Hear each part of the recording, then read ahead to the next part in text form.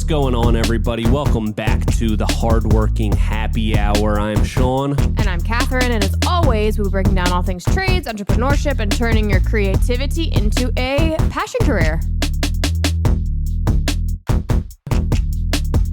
I guess we just start talking now. Oh, we start talking now. Episode has started. Yay. How you been? Oh, I've been pretty good. We had a week off, so hopefully we have a lot to talk about and catch up on. Yeah, I still saw you. Oh, did you? Yes, at work. Because we just took a week off of the podcast. Seems suspicious. Oh, right. Yeah.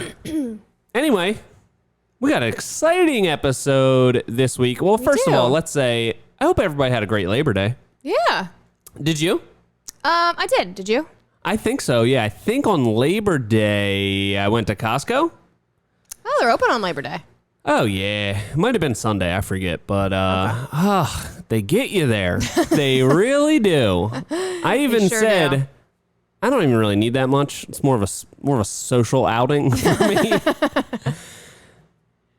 $1,100 later.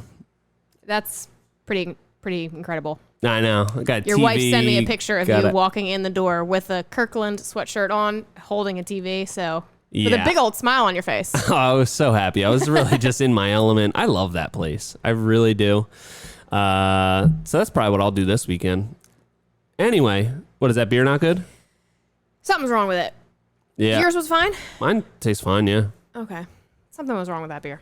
Okay. That's a shame. Anyway, yeah, I hope everyone had a great Labor Day. Did you? Yeah, I did. That's did you? awesome. Yeah, we just went over that. Okay. All right, moving on. Moving on. Social media strategy. Yes. So we haven't talked about social media in a while, which I feel like is one of the things that we know a little bit about. Yeah. We're pretty in it. We're in it. We're in it. We're on it.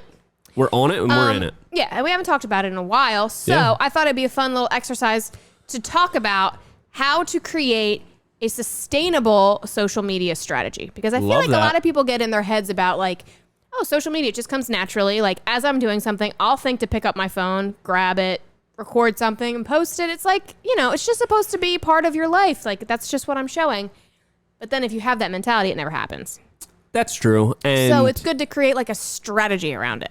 Absolutely. And it can just feel like you're like meandering and I should be on there. I should be posting videos, but it's a little like ambiguous for most people. Right. They're just kind of doing it haphazardly, which can still bring a lot of benefits, if you're posting, but it's also hard to like scale that.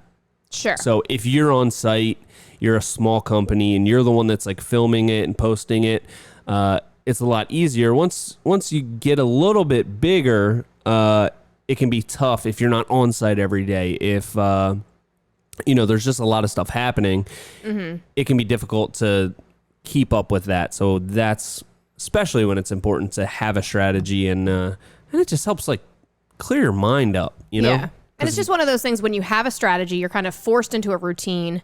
Yes. That you then like it stays top of mind. You have to do it. You can write it on your whiteboard what you want to get done or, make a calendar for it. So it's just an easier way to keep it organized rather than...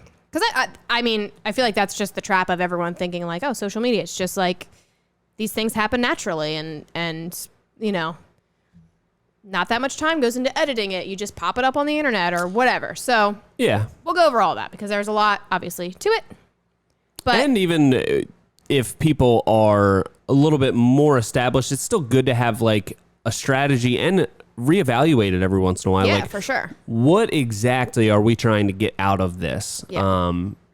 We're getting eyeballs, but are we getting the right eyeballs? Are we saying the right message? All that kind of stuff goes into the strategy. But you did most of the research on this one. So I am also looking forward to learning about this. Yeah. So thank you. You're welcome. Thanks so much. So why don't we start off by saying like kind of what Premier's strategy is, because we have one? Kind of loosely. Yes.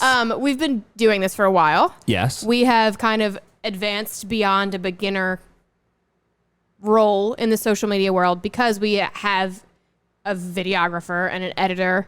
Yes. So our strategy is a bit different, but I do want to talk about it as a potential growth point if people are just starting out and they want to know like the options of what is out there. Yes. And also so people know that we have, we've worked this strategy that we're about to talk about to get to the point that we're at. So why don't you talk a little bit about like what we do, what our strategy is? Our strategy. So, first of all, we want to be as many places as we can be, but we also want to be engaged on these platforms. And our strategy is, we've found some ways to monetize our content on these platforms by growing our audience. So our main objective is to grow the audience, have engaging content that's shareable, that's relatable, and as a byproduct of that, a lot of local people will also get eyeballs on it, and that leads to a lot of leads that we do get, but our main objective is not geographically targeting people. It's people in the trades. It's people that just have an interest in the type of stuff that we build, and we try to make the most engaging content that we can around that to maximize our audience. Is that what you were looking for? Does that make sense? Yes, that's a great jumping off point. Okay. I kind of more meant like we are incredibly content focused. So yes. Every single day we make sure that something is posted. The more the better. Sometimes we go to posting twice a day, but we make sure that we are posting something every single day. Yes. We are constantly brainstorming. We have kind of 3 people every single day brainstorming what new content we can make, what new content we can do.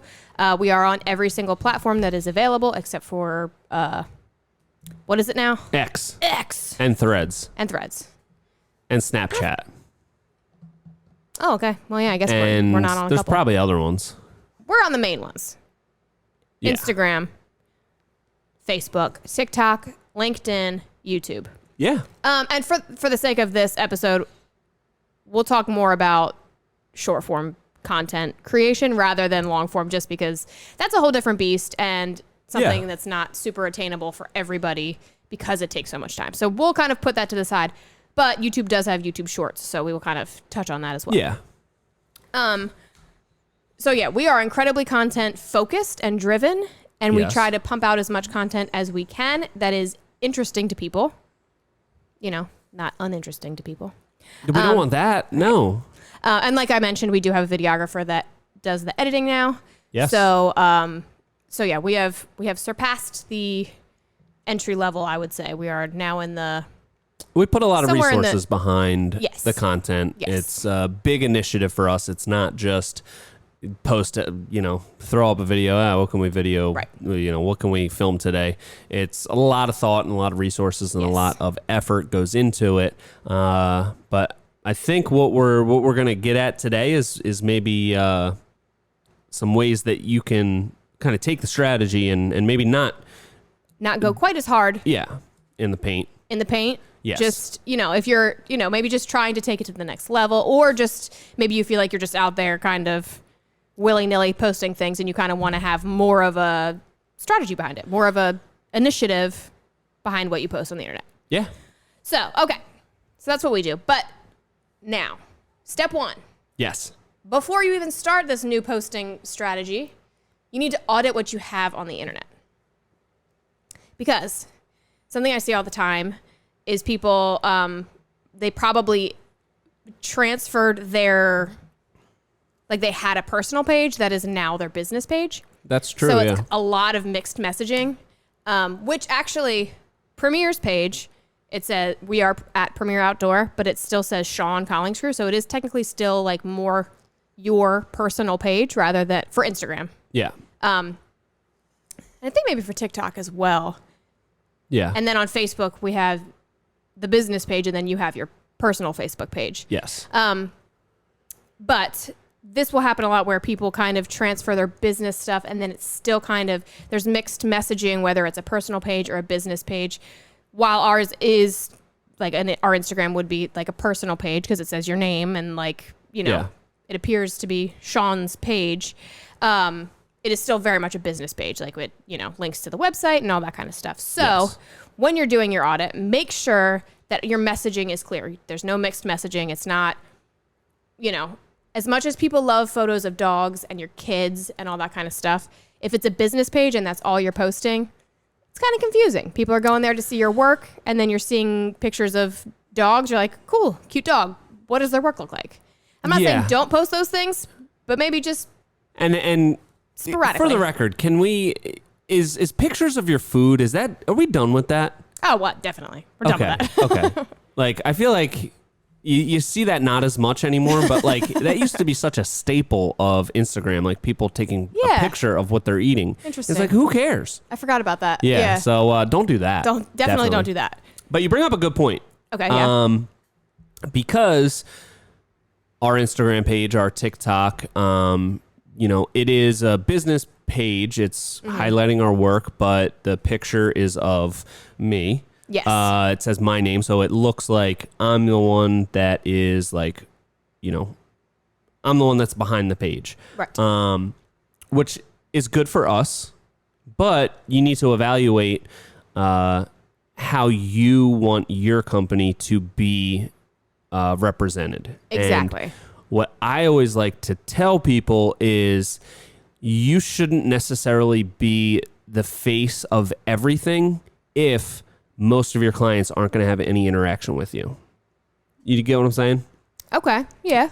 I think it makes sense for us because, people will see me doing stories on there, and like, the rest of the crew is obviously in the stories and in the videos, but every client is going to get that interaction with me. Right. Where if you're a bigger company and your job is kind of more overseeing stuff and you're doing a lot more back end and you're not doing sales and you're not doing project lead and a lot of clients aren't going to have contact with you, it doesn't make as much sense to have you be the face of that page, have it more of like a business page look.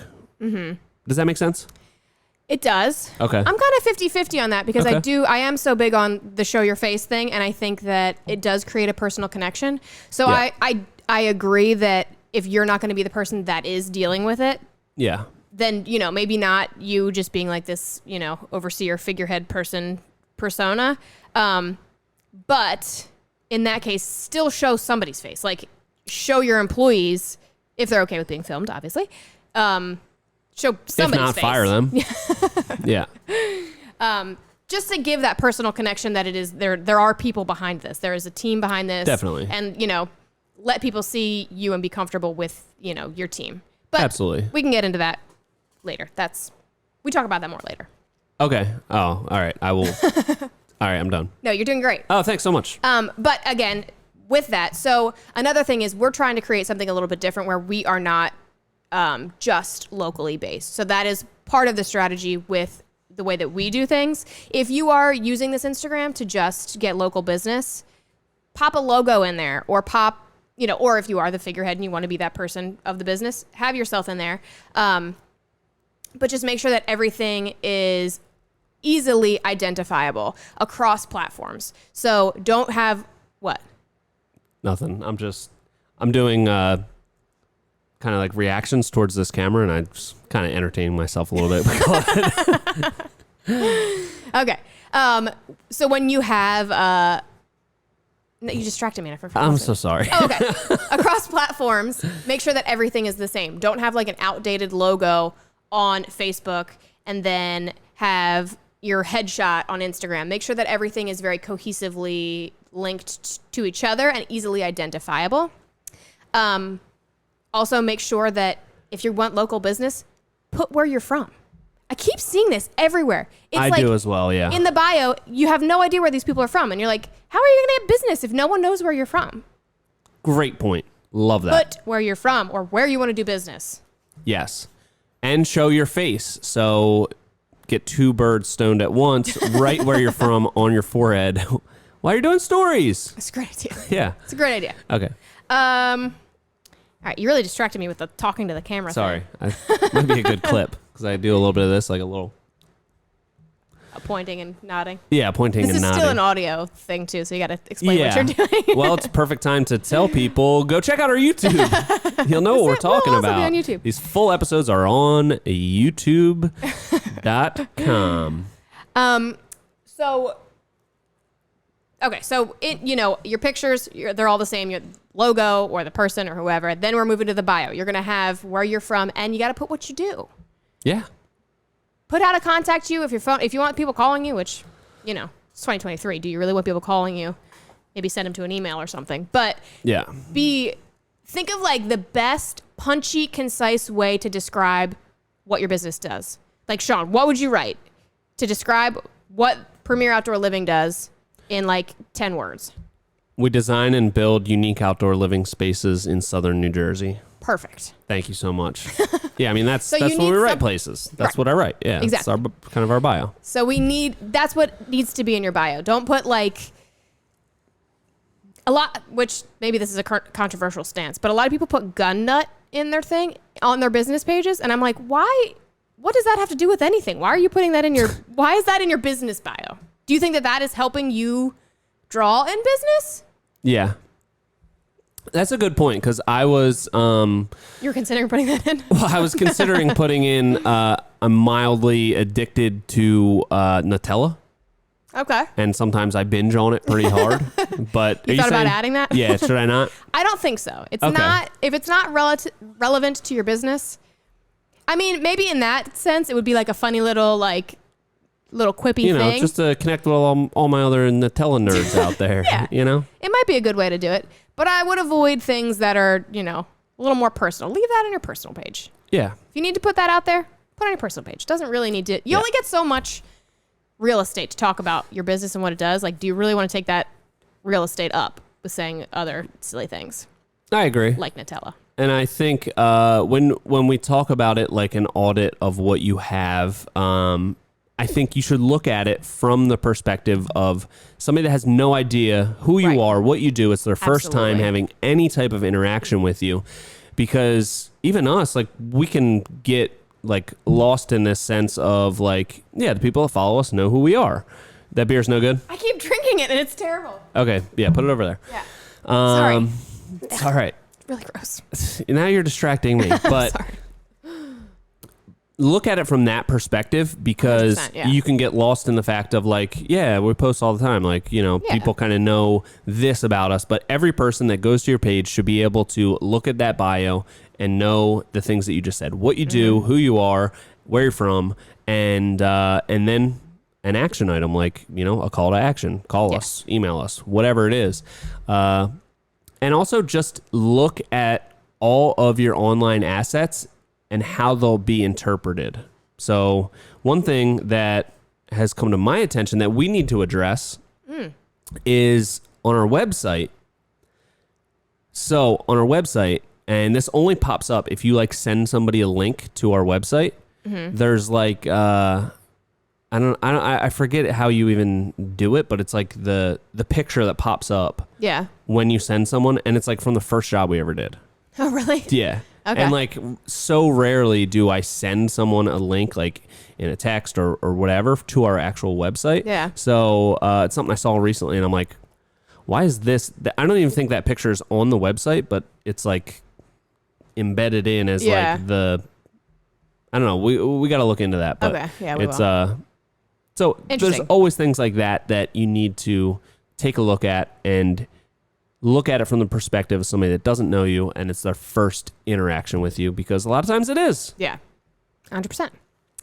But that is another good point, talking about your website. Thank you so much. You don't think about your website being part of your social media necessarily, but a lot of people, if they Google deck builder near me and it goes to your website, make sure that your links to, have it updated like you just said. Yeah. But have your links to your socials on your website. Because a lot of times you find a website, you're like, all right, cool, this guy looks great. Let's give him a call or whatever. And it's not a business that's in business anymore or whatever. But if you link it to your socials, it shows, they're still an open business that's doing great work. They're out here, they're active, they're proud of their work. It's not just some like random website that somebody put up online. So it's really good to have those two things linked to each other. Create a web.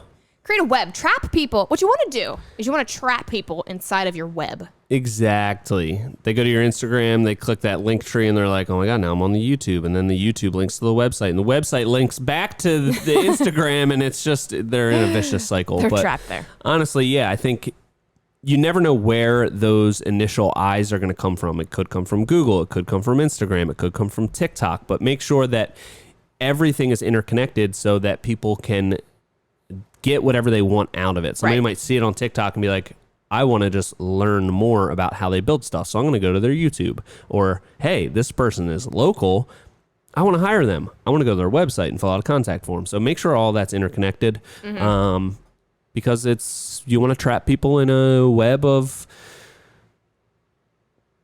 building stuff. Well, Sean, that actually leads seamlessly to my next point. Perfect. You want to know where people find you. So ask them.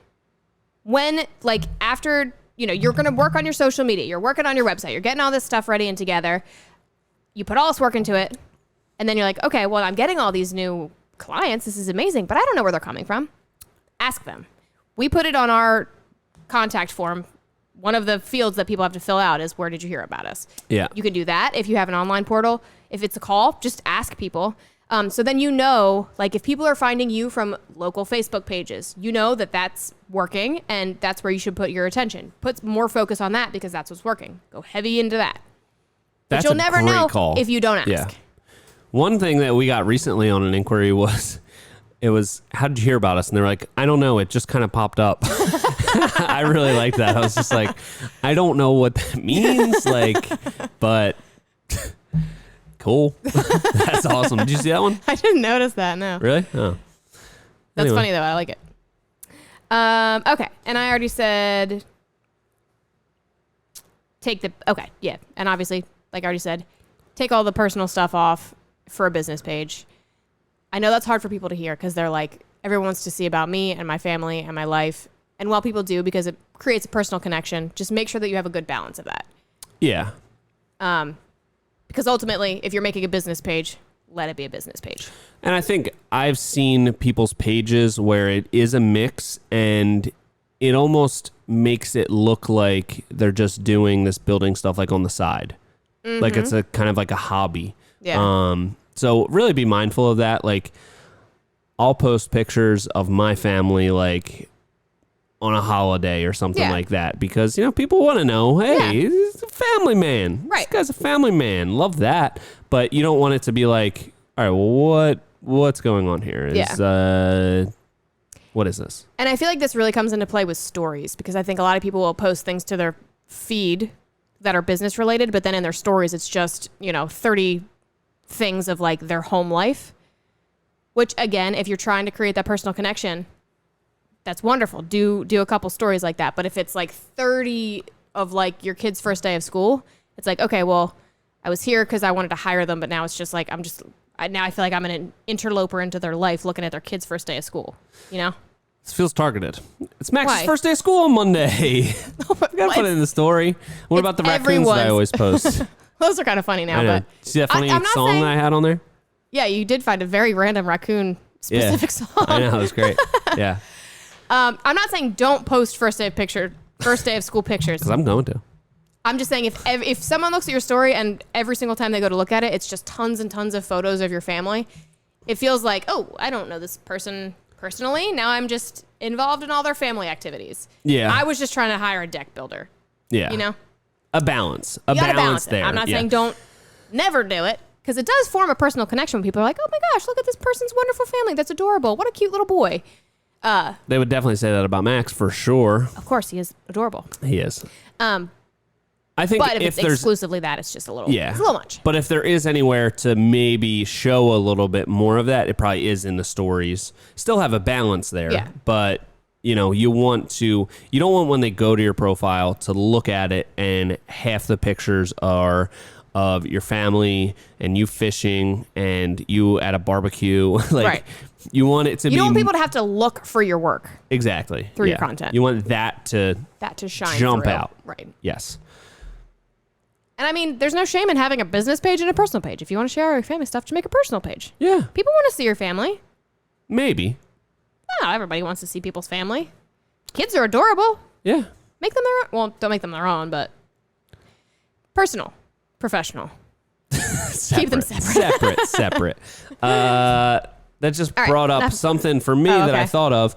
Something that we just initiated, which can't remember whose idea it was, but to do our before and after pictures and like full project finished pictures right at the top in our story highlights. So when you go to our profile, you can see all that beautiful stuff right there at the top. Yeah. That was your idea. It was? I don't remember whose idea it was. As most things, it was your idea, and then I executed it. That is so true, and that's why we're a good team. I said, Catherine, Yes. I think this would be cool. That was a teamwork moment. We did great on that. I was just kidding. I did remember it was my idea. I know. I was just being annoying, I know you like did. usual. Actually, I didn't have that tip on here for later, but you should. The story highlights are great because then everything's just right there. Yeah. So we'll get more into that later. Okay. So now you're done your audit. You've cleaned up your thing. You're looking real professional. Yeah. Step 2, decide who you want your audience to be. And I know we kind of disagree on this a little bit, but you decide on who you want your audience to be, and then you can either fully cater your content towards that or partially cater your content toward that or be mindful of it. But it's kind of important to just know why you're getting into this and what you want the outcome to be. Because if you're just kind of willy-nilly posting and hoping to go viral in some sort of way, usually doesn't happen. You kind of have to either decide, I just want to get local leads from this, and that's all I want. I just want to get leads.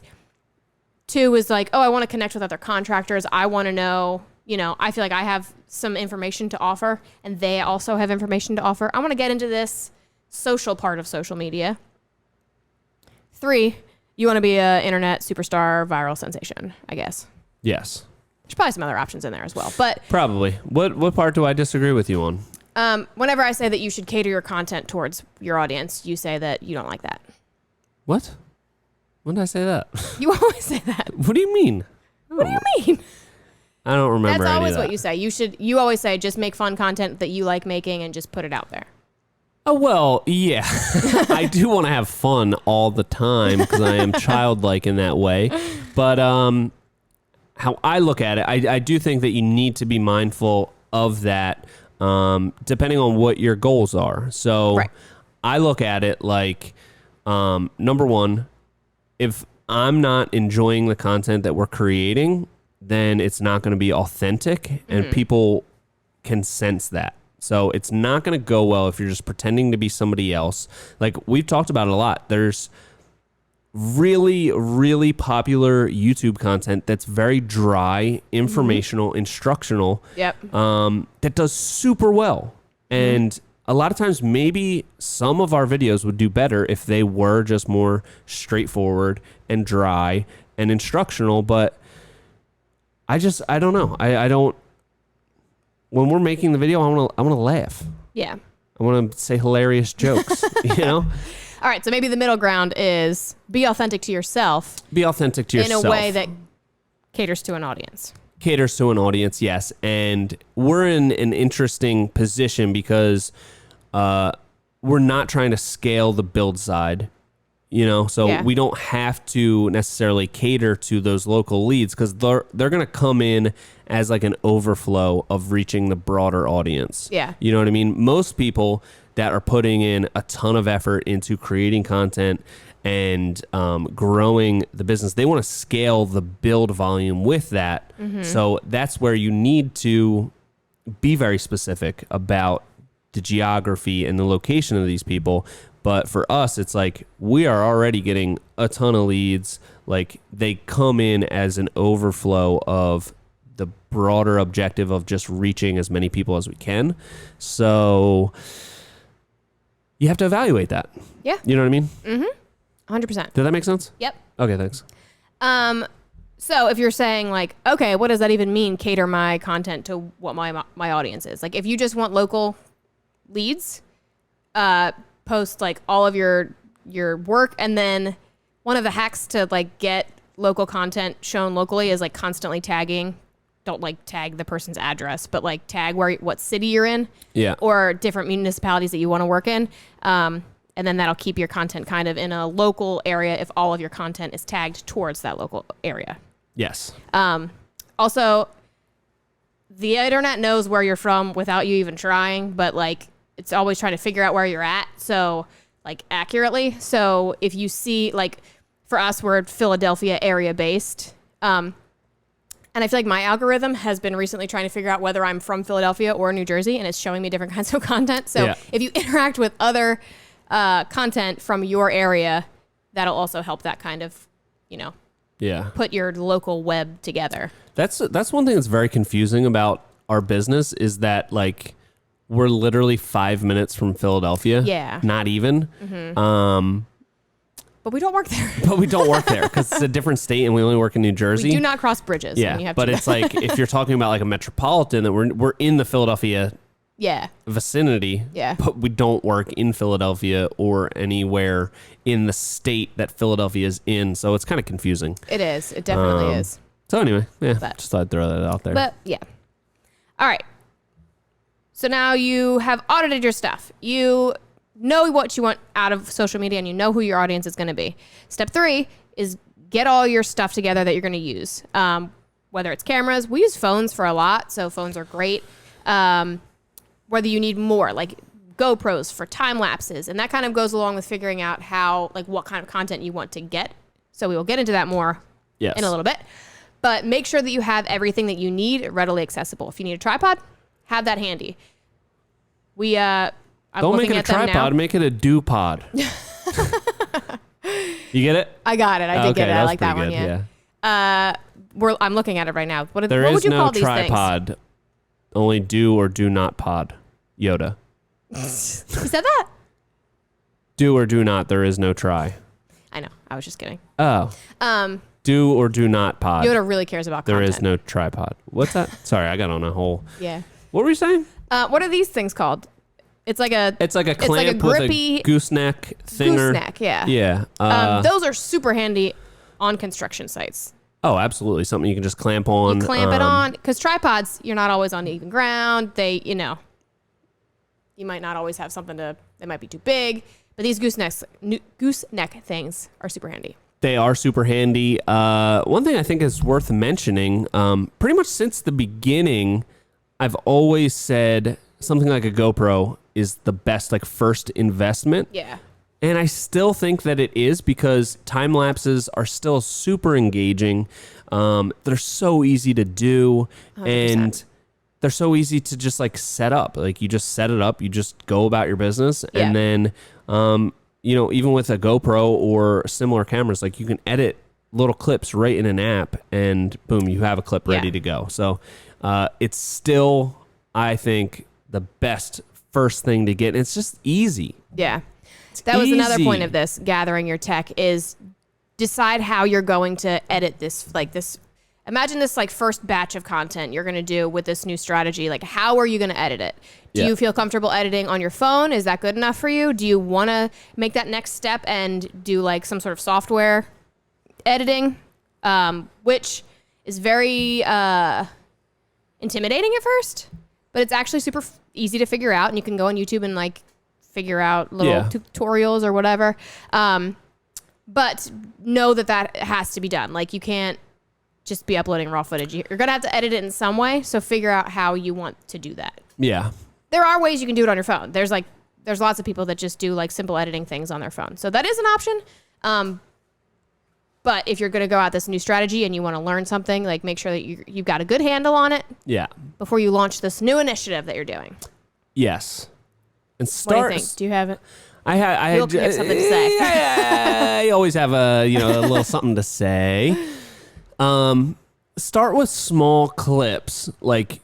Initiate your strategy with small, daily or every other day kind of clips. I see a lot of people that have this grand idea, they start off too big. They're like, yeah, I'm going to document like the whole project. We got time lapses going, and then I'm going to get a videographer out with a drone, and like it's going to be edited down. It's going to be like amazing. Like, yeah, that's a great idea. It'll probably be super cool, but then by the time like you finish the project, you're like, yeah, where are those cameras at? Like, where are the memory cards that were on that? And okay, now I got to edit it, and then by the time you might get around to having someone edit this, it's like 6 months later, and it's social media is something that typically works best when it's current, fresh, current. Yeah. So like, don't be afraid to make like the little clips of like something that might seem super simple or is just a small part of a project.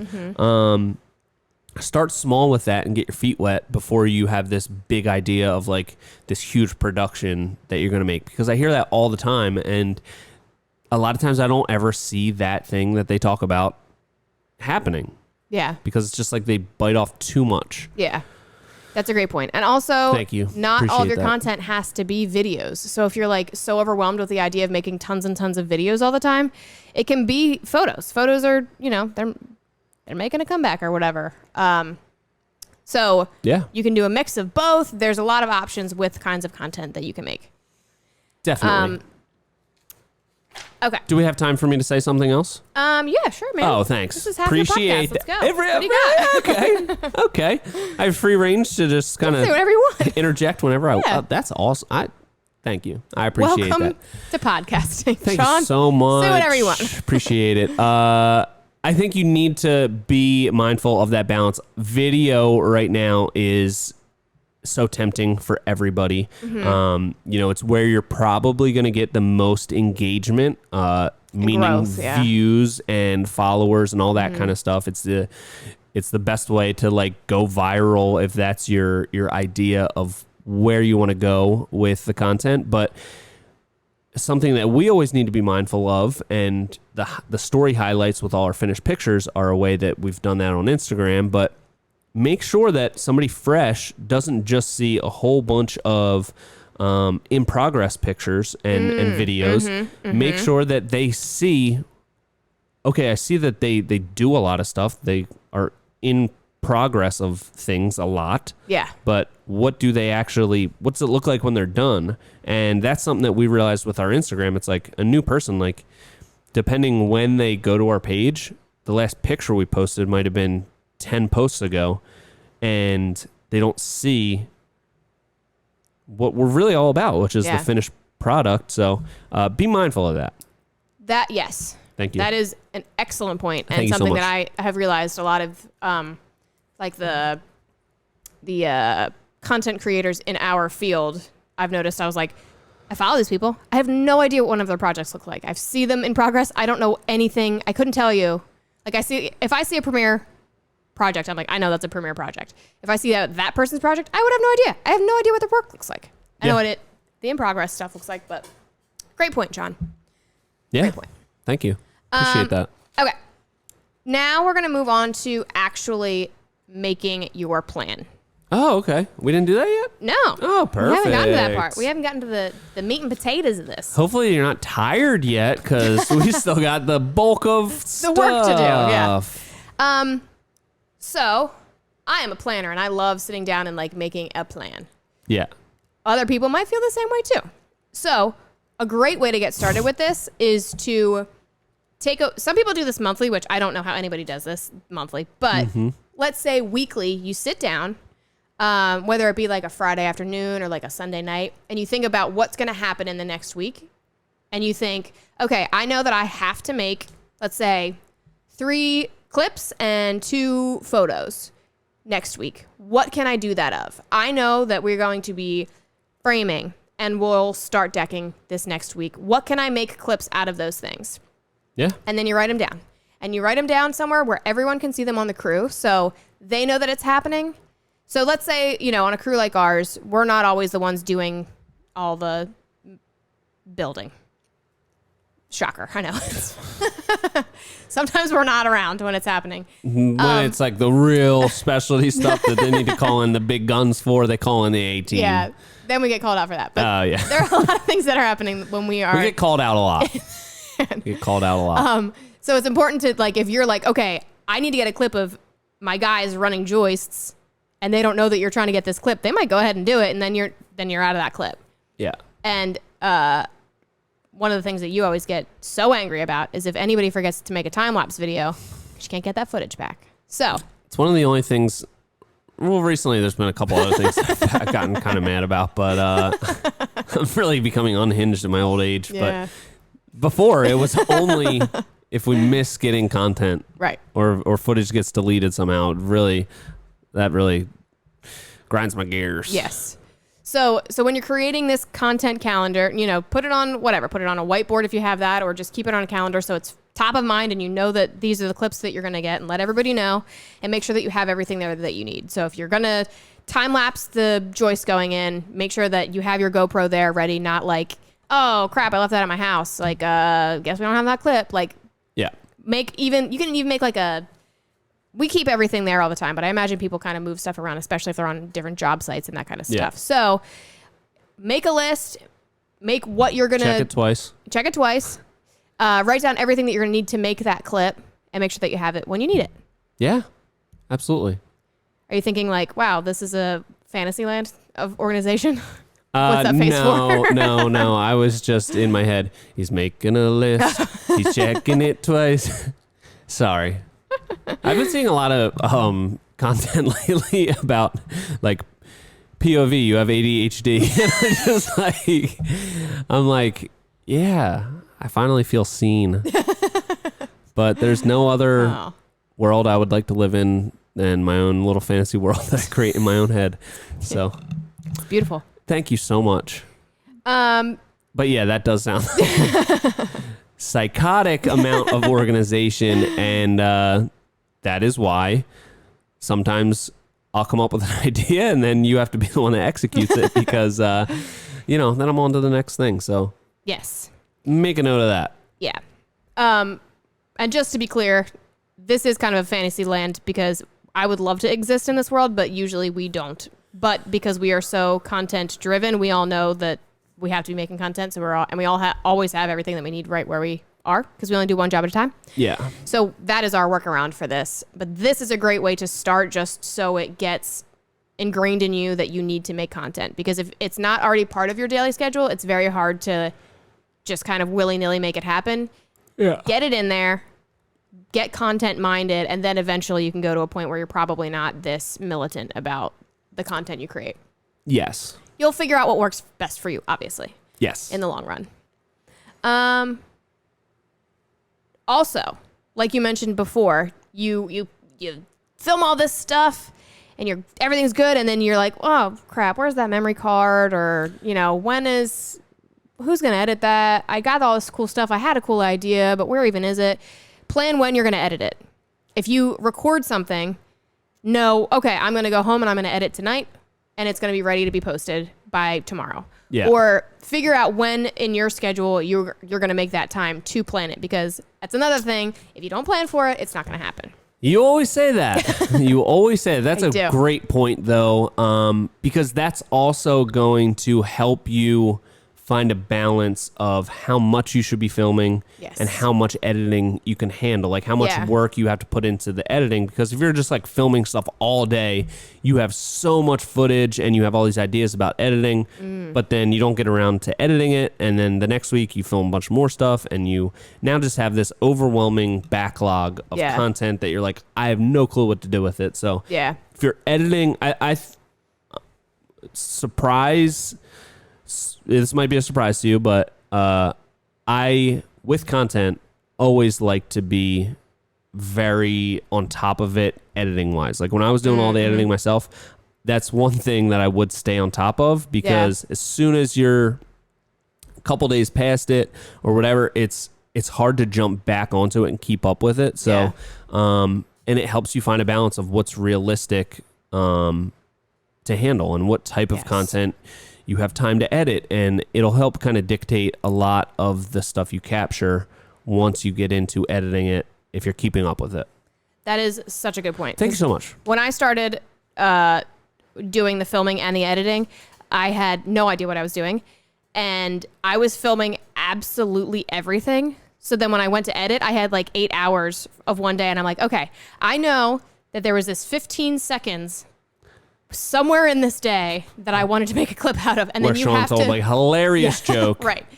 But then you have to sort through all of that footage, which takes an eternity. So Yes. if you get better about like being on top of the editing, it also helps knowing what to film. So it's like very good symbiotic relationship where you're going to get better at both things and you'll be more strategic about what you film because you know it will work for your clip too. Definitely. And I guess this is sort of unrelated, but fun history fact. Okay. Did you know, and I just learned this through a documentary. Ooh, okay. Yeah. Have you ever seen documentaries? I think I might have seen a couple, yeah. Okay.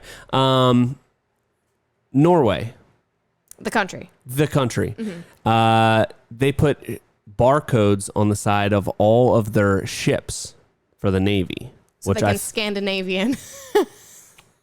When they come back to port, they can Scandinavian. Did I ruin your joke? You ruined my joke.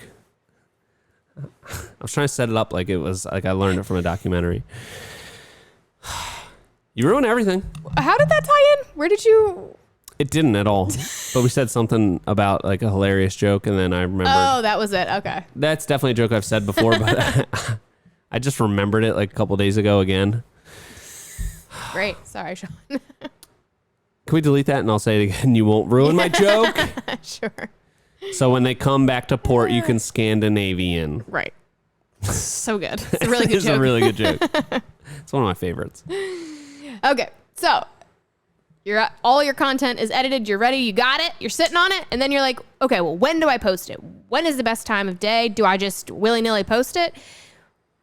You can go into your analytics or you can just Google when the best time is to post this kind of stuff, which that's kind of getting into like the nitty gritty of it. You can get kind of overly obsessed with that. It's more important to just get it out there than to be Definitely strategic about what time. But you can go on any number of these schedulers that you can, if you have a batch of content ready, you can go on the internet, find one. There's all sorts of one like Loomly, Metricool. What are the other ones? Those are the two that we currently use. But yeah, what's the one that's like we used it for a little bit but didn't like it, but it's like the original one. What's that called? Hootsuite. Hootsuite. That's one of them. Hootsuite. Yeah. We didn't like that one. They all have their flaws. None of them are perfect, but that's why we have two currently. Yeah. But you can go on and you can schedule your content. Usually those have something within the app that tells you like what best time it is. Like when your audience is the most active. Yeah. One thing I've kind of realized recently, I've noticed that what time we post stuff doesn't matter as much as I feel like it used to. Yeah. I used to see like a much stronger correlation with time posted. Like 8 p.m. was such a good time to post. Yeah. And any other time it wouldn't do as good, but it seems kind of not as applicable currently. Yeah. Just on my anecdotal evidence. Yeah, I agree with that. Just don't post in the middle of the night. That's like, especially if you're trying to get a local. I mean, we following. never tried it. Don't knock it till you try it. It's true. With us, we don't care about really staying local. So, we also do have that, it's 6 o'clock here, but it's only 3 o'clock in California or whatever. So right, time zones. But I would say if you're trying to stay local, especially, just don't post in the middle of the night. You should be sleeping. You should be sleeping. Go to bed. Go to bed, yeah, crazy animal. Yeah. All right, so you got it all figured out. Everything's your plan is in place. You got all your content out there. Yes. Now you've been working this plan for a set amount of time, whatever you decide, 3 months, 6 months, whatever. Now you got to go in and analyze it and figure out whether it's working or not. Oh, no. It might not have worked. Oh, jeez. Which this is kind of the boring part if you don't care about analytics. But all of these apps have ways that you can go in on the back end and see what is working and what is not. You can go crazy looking at these analytics. So, yes. Be mindful of that. You can overanalyze things to death, and that's not always the best. And we have fallen victim to that with like posting times and it is good to analyze it and kind of figure out what's working and what's not. But a lot of times for that, you can just kind of go on like the number of views that you get or what kind of feedback you get. Or you can just completely take your analyzation off of the internet and just say, hey, have I gotten more leads this month? Great. Probably working in some kind of way. Because now I'm asking, where did you hear about us? Exactly. Because that was in step 1, I think. It was in one of the steps. This 5-step plan is really, really good. Thank you. Really well put together. Yeah, and I think there's a couple different ways that you can go about this. I feel like I say that a lot. There's a couple different ways you can go about anything, but especially this. If you are the person that's going to be creating the content, like if you are a small company, you're on site every day, you're shooting stuff on your phone, and you're going to do the editing on your phone and the posting and all that kind of stuff, you can kind of get an innate sense of what worked because you're doing the filming, you're doing the posting, you're the one that's building stuff, and you're seeing how the videos are received. So you might be able to kind of like bypass that a little bit. It's still good to like step back, but you can get just this sense of, okay, these type of videos tend to do well, these ones don't, and it doesn't have to be as analytical. I think where it's more important is if you have several people involved in creating the content and posting it and editing it and all that kind of stuff, then it's a little bit more important to like look at the numbers of what's working so that all of those people that are taking part in it are on the same page. Yes. Something about. No, I was actually pointing to you that time to say that was a really good point. Oh, Sean, that was a really good point. Thank you so much. It's probably my favorite part of this podcast when you say, Sean, that's a really good point. And I say, thank you so much. Appreciate that. Wow. You make a lot of really good points, Sean. Thank you so much. I really appreciate that. Wow. All right. Yeah, anyway. So we're kind of running up on our happy hour here. Okay. That five-step process is kind of what I had written down for people to start with. The last thing that I did have was just a couple ideas generally of content. Okay. So hit us with it. Before and afters. And it should probably be mentioned, this 5-step plan will be available on our website for $6,499. Yes. 10X. Come to our mastery class. Yeah. Gurus. Or gurus don't call themselves gurus, do they? The good ones We got to get the vocab down. Do they? These ones do. Just kidding. We don't have a class. We're just kidding. All this information is free, and we kind of only know what we talk about sometimes. So sometimes, yes. Anyway, okay. So ideas for content. There's a guru like market for people that like sort of know what they're talking about. We would crush it. We would kill it. I feel like we're charismatic and like we kind of know what we're talking about, sorta. So like we would really just dominate in that like sort of know stuff market. So something to think about. Yeah, I feel like that's all it takes. Yeah, probably. All right, should I go ahead with the ideas now? Yeah, you ready? I think yes, go ahead. Okay. So, before and afters. If you are just trying to get local jobs, pop those before and afters on there. People love seeing them. My number one advice though is post the after first. For the love of God. I hate seeing someone's their feed and it's all like the before pictures and it's like you look like you do crappy work because it's all you're showing is before pictures. So if I'm looking at it as a whole, I'm just seeing the before pictures. So put an after shot first because that's what people are going to see in the long run. Yeah. What, you disagree with that? I know I don't necessarily disagree with it, but I don't feel as strongly as you. I think if you're doing the before picture first, make sure you put text over top of that picture really big that says before. Okay. So it's going to engage people to click on it to see what the after looks like. I do like that. It's a great idea, Sean. Thanks so much. No, but I think that's a great point because a lot of people do that and it just looks like... Yeah, because you're like, oh, I don't want to give away the goose or whatever the saying is. Is that it? I think it's don't take the goose with the don't give away the goose with the gander. I think that's something else. I don't know. But either way, what came first, the goose or the gander? I get the theory behind it, but stop doing it. For the love of God. Or Catherine will find you and hurt you. I will hunt you down. And I will audit your social media. Number 2. Is that an offer for people? It sounds like a free sign offer. up for my mastery class. It's free. I just yell at you a lot. I feel like I'm in that class. No, I'm just kidding. All right, go ahead. All right, number 2, time lapses.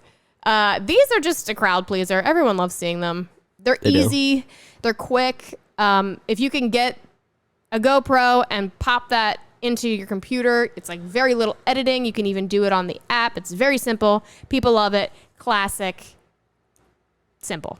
Also, you're not moving around the camera a bunch. You just leave it. You just set it up and you leave it. You don't even think about it. You want me to throw in like a really good tip for people? Definitely. Okay, perfect.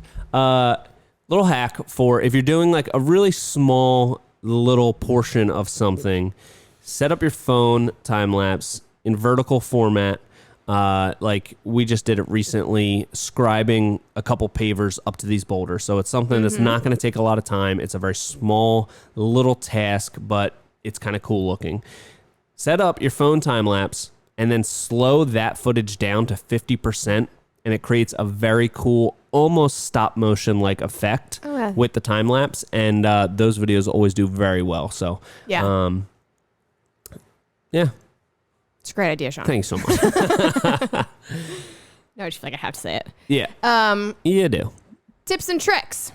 If you are trying to appeal to other contractors, that's great. But also for homeowners, if you're like giving, if you're like a roofing guy and you give tips on like how to preserve the longevity of your roof or something. I cannot think of an example at the moment, but some sort of tip like that where people are like, oh, wow, I feel like I got something out of this social interaction. People love that. So.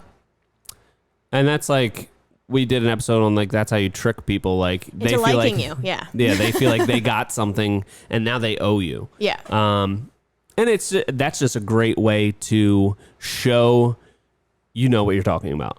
Yes. It's a way to, what do they call that? To, all I'm thinking of is assert dominance, but I don't think that's it. You want to assert dominance in these types of situations. I can't think of the word, but show that you are a professional. Yes. You know what I'm getting at, right? I do. I wish you were saying it in a better way, but I do like understand. Term I'm trying to think of. Now all I'm thinking of is a pillar of your community. It's about asserting dominance and being a pillar of your community. Somewhere in there. Okay, should I move on? I think so, yeah, Okay. but it's really going to bother me. Okay, the next They should know that you're like a pro in your field, that you know Right. what you're talking about. Yeah. But there's like a term for it. All right, you keep thinking on it. I'll keep going. The next thing is film the boring. The things that you do every day are boring to you, but they are interesting to somebody else. So don't get in the mindset of like, I'm not really doing anything cool today. Film it anyway. Find a way to make it interesting if you feel like it's boring. But the things that you know, other people don't know. That's true. And I feel like a great example of this is our best clip ever is Anthony doing a trick of like measuring over 10 to get into a corner, blah, blah, blah. What? Not anymore. Oh, My okay. clip surpassed them. Somebody surpassed him. But this was like the longest number one we had. Across it was like all platforms, it still is. Yeah, yeah, it's probably got 100 million views. Yes. It's insane. When Anthony was like, oh, I think I have a tip. You want to film it? Sean was like, this is kind of boring, but I do want to encourage this type of behavior. So we made the clip. We posted it. It went crazy. And then all of the comments, half are, oh, only idiots wouldn't know this. But the other half is like, wow, I'm so glad because I wouldn't have thought of that. So that means that at least, I think that video has like, I don't know. It has like almost 20 million on just YouTube. So it's like, half of those people are like, wow, I really learned something 15 million here. on TikTok. Yeah, it's like...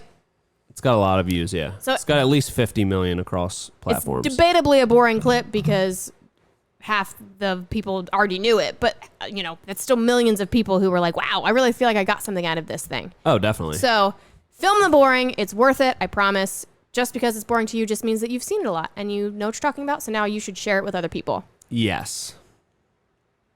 Do you have anything else to add to that? No, I'm still trying to think of that term for like, you know what I'm talking about? This is not making for good radio. No, it's not. It's horrible. It's the worst. All right. Anyway. You keep thinking of it. Whatever that thing is, I don't have it for radio. All right. Next is show your face. Obviously, I've said that 1,000 times. I don't need to say it anymore, but put your dang face on the internet. Let people know who you are. Don't be some sort of ghost person on the internet. Yes. And the last one is when you are scrolling through your feed, pay attention to what makes you keep watching things and what makes you scroll away from things, because usually you have some sort of similarities to what your audience is. So pay attention to that. Use that to your advantage. When you're going through your feed, you're like, I've swiped through that. Why did you swipe through that? What made you swipe past that? You stayed engaged with something the whole time. What exactly about that made you want to watch the entire thing? It's a great point. And it also, you can feel less bad about like mindlessly scrolling because you're actually doing research. Do some research. The first thing was a good point. The second one, slippery slope. Because then it's just like, I've been in that where it's like, no, I'm not just scrolling my phone. I'm doing market research on, keeping my pulse on the heartbeat of this industry or whatever. You can really easily convince yourself that mindlessly scrolling is part of your work. Yeah. So do that at your own discretion. Yeah. But it's a great tip to just see, hey, what grabbed my attention on this video? Why did I just stop scrolling? Yeah. Yeah. All right. Well, did you come up with the word? No, I didn't, and it's really infuriating me. All right. Anyway. Well, now we have to move on to the next segment because I am done all of my points and I'm done talking for now. So now it's your turn to talk. You honestly put together an amazing plan there. I'm so proud of you. I was this morning taking Max to orientation for preschool. I came back. You're like, I've got everything figured out for the podcast. I got this 5-step plan.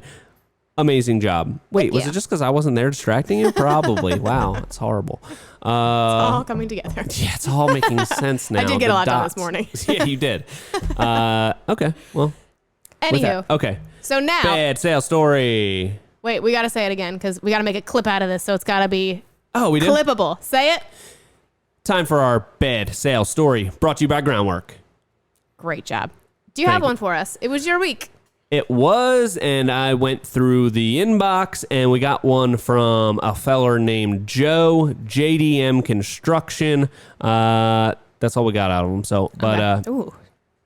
a little mysterious. And by the way, if you want to add your handle to these things, let us know. Oh yeah, because we'll say whatever. Anyway, okay. So he says he went to a regular old estimate. It's he's a fence contractor, or mainly does fences, or sometimes does fences. This was a fence project, and very straightforward, very simple. About 50 feet of wood picket fencing, like standard, super easy. Goes out to the property, meets with the homeowner. They seem like nice enough, just no red flags there yet. Mm-hmm. Does the whole walk, tells him what he's looking for, where it's going to go, all that kind of stuff. And then at the end of that, pulls out of his pocket 8 formal quotes that he has already gotten on this project that's going to cost like maybe $3,500. 8 quotes. That's so many. And who has the time? I don't know. And this wasn't specified, but the thing that comes to mind for me is like, this person must have been like, I diligently need a written proposal.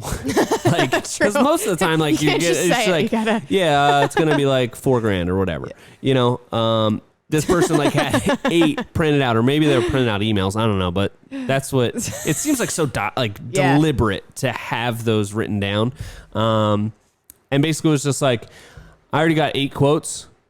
I'm looking for the lowest price. So if you could beat these, I guess he was the last person that they were going to call for this. Who knows? Maybe it wasn't. Maybe the seventh person. Yeah, maybe they were going to add his quote to the stack and then interview somebody else. But it made it seem like he was going to be the last person. He was like, here are my 8. If you can beat these prices, you got the job. And they were kind of all over the place. It was just like ridiculous. And he said, let me get back to you, and then ended up following up and passing on the job. But Very interesting. I've never heard of. I've had people say, "Hey, we got 3 quotes or 4 quotes, but 8 quotes, especially on something that's like pretty straightforward. Like, for a fence, it's pretty simple. It's like 50 feet of fence. So, do a video walkthrough and use groundwork for that because you're Mr. Penny Pincher. He'll hit you with that on a video walkthrough, and you can not waste your time. But that's hilarious. That is. I mean, it's not hilarious, but it's like disturbing. I don't know what the word is. I feel like it's unhinged because I can if I'm thinking of putting myself in those shoes. Who's got the time to meet? Who has the time? I would not want 8 separate people coming to my house. I don't want anyone to come to my house. Talk with 8 different people. No, thank you. We got a pizza delivered from DoorDash yesterday, and I made sure that I drew the shades so that I don't have to make eye contact with this person because they just leave it on the step, which is so nice. Makes me sound like some sort of weird recluse. Well, the other day, FedEx guy came and you were like yucking it up with that FedEx man. That's because the thing with DoorDash is like, that they're just going to leave it there. If you're getting it from somewhere else where they're going to knock, and then that's expected, but they're just going to leave it there and they don't need anything from you. So then if they just like see you like looking out the window, it's like, what do you do? A wave? Do I wait till they're kind of walking away so I can wave and say thanks? Like, do I greet them right at the door and say thanks? There's no exchange happening there. So that's where it's just like, I'd rather pretend like I don't see them, hide in my living room. As soon as they drive away, I'll go outside and retrieve my food. So, I don't know. Something to think about there. Definitely. Yeah. Well, this was a great informative episode. Thank you so much for putting together all this research. I think people are going to like this one. Yeah, I hope so. I learned a couple things myself, so thank you very much. You are very welcome. Yeah, I hope everybody liked it, and I hope people use it, and I hope people try it out, and let us know how it goes for them. Let us know how it goes. But as usual, make sure you follow us on your podcast platform of choice.